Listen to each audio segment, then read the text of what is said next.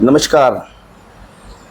The Singrauli news पे सिंगरौली ज़िले के भारतीय जनता पार्टी के पूर्व जिलाध्यक्ष व प्रदेश कार्य समिति सदस्य और वर्तमान में टिकटार्थियों में टॉप 2 में शामिल हमारे बीच में चर्चा के लिए राम निवास शाह भैया उपस्थित हैं।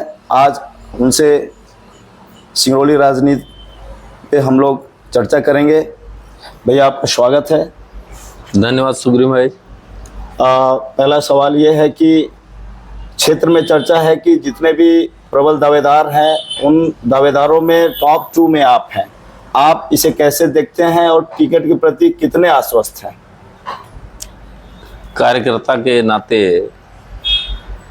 काम करते हुए भारतीय जनता पार्टी का लंबा अरसा हो गया और हमारे लिए अब कोई पद बचा भी नहीं है कि जिले में कोई पद हो।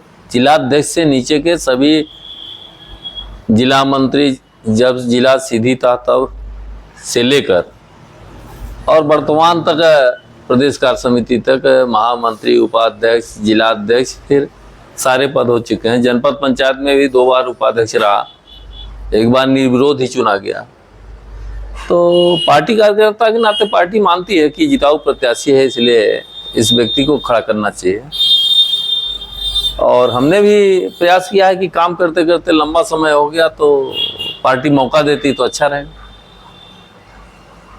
जी, यदि आपको मौका मिल गया तो वो प्रमुख क्या वजह होंगे कि बीजेपी पार्टी यहाँ से निकल सकती है, क्योंकि कांग्रेस अभी फ्रंट पे है।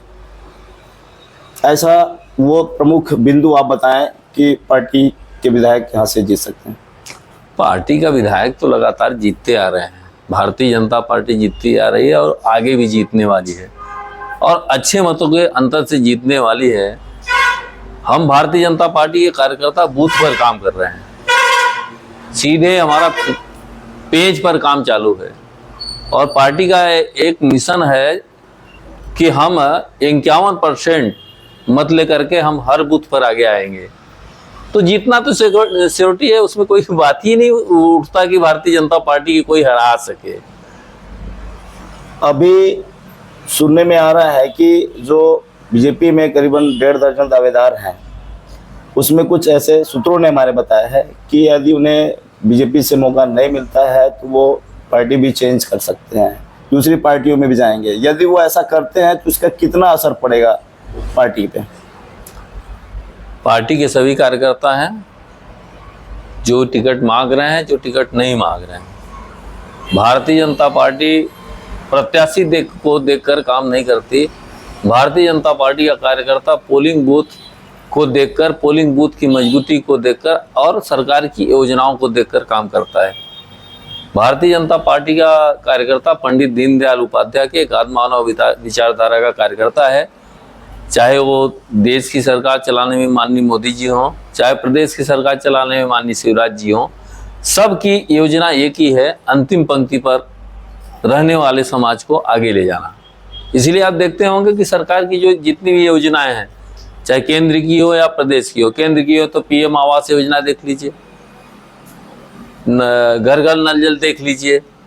हमारे कोई भी योजना किसी भी समुदाय के लिए 1 by 1 नहीं होता, यह हर समाज के लिए बराबर का होता है। लाडली लक्ष्मी योजना, लाडली बहना योजना, आप मुख्यमंत्री कन्यादान योजना, ऐसे तमाम जो योजनाएं हैं सरकार की, वो सीधे जनता को लाभ दे करके उस समाज को, जो समाज हमारा पीछे है, उस समाज को आगे ले आने का काम करते हैं। इसीलिए तो हम किसी भी प्रकार के पोलिंग बूथ पर कार्यक्रम करते हैं तो सभी प्रकार के हमारे हितग्राही हमारे बीच होते हैं।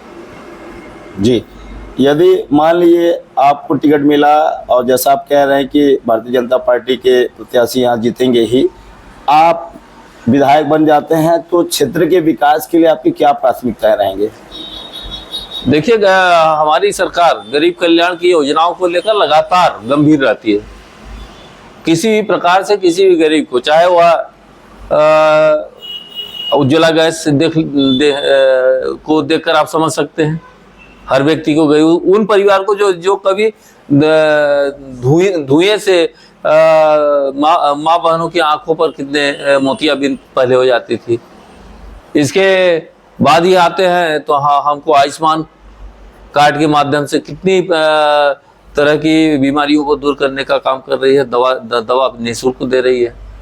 इसी तरह से हम भी कार्यकर्ता हैं, हम भी दीनदयाल जी उपाध्याय के विचारों को मानते हैं, जैसे हमारे बड़े नेता मानते हैं। हमारा भी लक्ष्य होगा कि जो हमारा समाज होगा, सर्व समाज के लिए काम करना होगा। जैसे हमारा हुआ एम्प्लॉयमेंट, यहाँ पर ओबी में काम करने वाली कंपनी हो या सरकार में काम करने वाली कंपनी हो, कोई भी कंपनी का एक योजनाबद्ध तरीके से काम होता है, जिसको विधिवत हमको उतारने का काम है। अगर हमारा इस सिंगरौली का कोई व्यक्ति विस्थापित है तो प्रायोरिटी के आधार पर उसको नौकरी मिलनी चाहिए, टेक्निकल के आधार पर उसको नौकरी मिलनी चाहिए। ऐसे ही विस्थापन में जिनकी जमीनें गई, उन जमीनों का मुआवजा है, उनको प्लाट है, उनके कई प्रकार की उनके दवा की है, स्कूल की व्यवस्था है, मेडिसिन की व्यवस्था है, कंपनी की ओर से जो हो रहा है उस पर और गति देना है हमको। ये सब हमारी प्रायोरिटी होगी। और अभी तो बहुत उत्तरोत्तर सिंगरौली विकास कर रहा है। हम तो कहते हैं कि हमने मेडिकल कॉलेज खुलवाया, मेडिकल कॉलेज में अब बच्चों को हमको 10-12 की जो PMT का पेपर दे करके आएगा वही तो सेलेक्ट होगा। सही। तो अच्छे छात्र आए, अच्छे लोग आए, उसके लिए हमको काम करना है कि वो इसी आगे आकर के इसी मेडिकल कॉलेज में, इंजीनियरिंग कॉलेज में इंजीनियरिंग करने के लिए तो नीट के पेपर में आएंगे तभी सिलेक्शन होगा।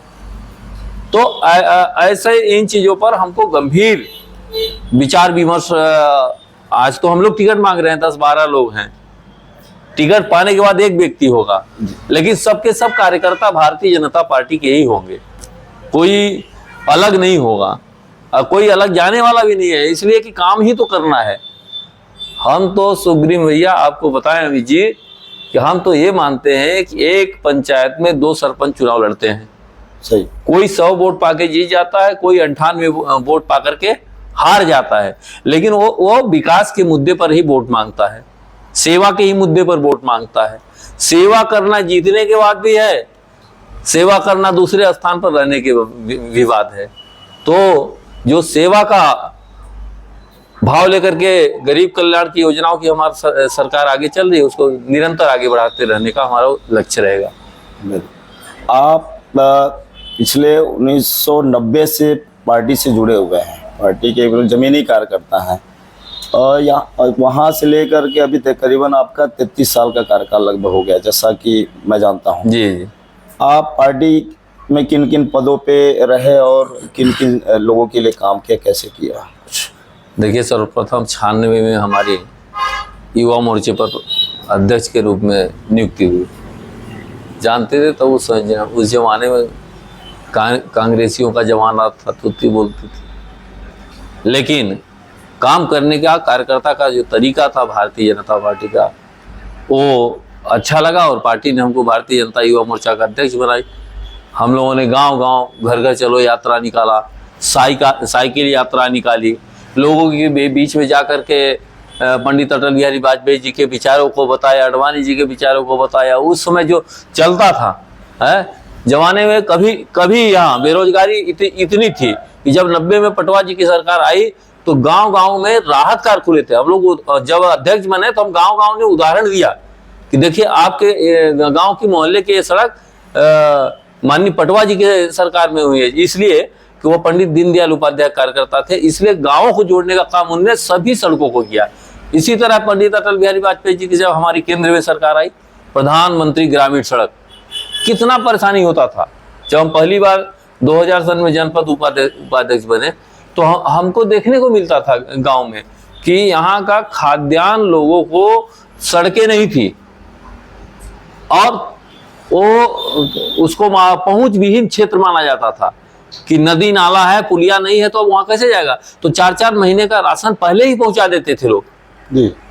और 4-4 महीने के लिए लोग नमक, दाल, चावल अपना राशन रख लेते थे कि इसलिए कि नदी बढ़ जाएगी तो हमारे यहाँ कैसे पहुंचेगा। लेकिन हमारी सरकार भारतीय जनता पार्टी का आई, माननीय अटल जी के नेतृत्व में देखिए गांव-गांव सड़क हो गई, पुलिया हो गई, हम लोग ये काम करते हैं और कार्यकर्ता हैं भारतीय जनता पार्टी के। हमारा तो विचार सीधे उनके लिए है जिनके पास पहुंचना चाहिए, जिनको आगे ले आकर के अपने बराबरी पर खड़ा करने का है।